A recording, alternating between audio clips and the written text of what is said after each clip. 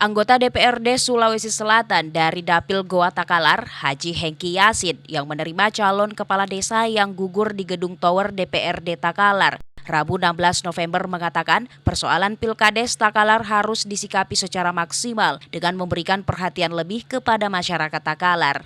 Menurutnya, para cakades dan beberapa perwakilan lainnya yang datang ke DPRD Provinsi karena Pemkab Takalar tak bisa mengatasi apa yang menjadi aspirasi mereka. Sehingga anggota Komisi B DPRD Sulsel ini menilai penting sekali memberikan respon dengan melakukan penundaan terhadap pemilihan kepala desa yang dianggap bermasalah sampai ada titik terang dengan keadilan yang dibuka. Terkait peraturan Bupati nomor 19 tahun 2001 berubah menjadi Perbub nomor 21 tahun 2022 tentang pemilihan kepala desa, politisi Partai Kebangkitan Bangsa ini menyebut peraturan Bupati itu perlu dicermati apakah Perbub tersebut dibuat untuk memuluskan calon dan menjegal calon lain seperti apa yang menjadi aspirasi masyarakat.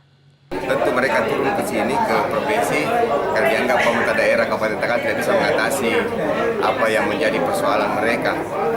Dan saya memang tegaskan dari tadi bahwa dengan beberapa yang disampaikan oleh masyarakat atau calon kepala desa yang merasa disalimi, maka penting sekali untuk pemerintah merespon dengan melakukan penundaan terhadap Pilkades yang dianggap bermasalah ini sampai titik terang daripada keadilan yang diminta oleh masyarakat bisa dibuka.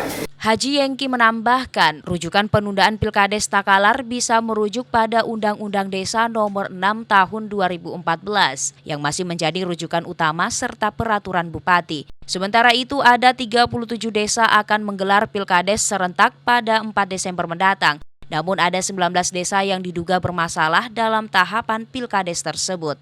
Hairudin, Fajar TV dan Fajar Radio melaporkan.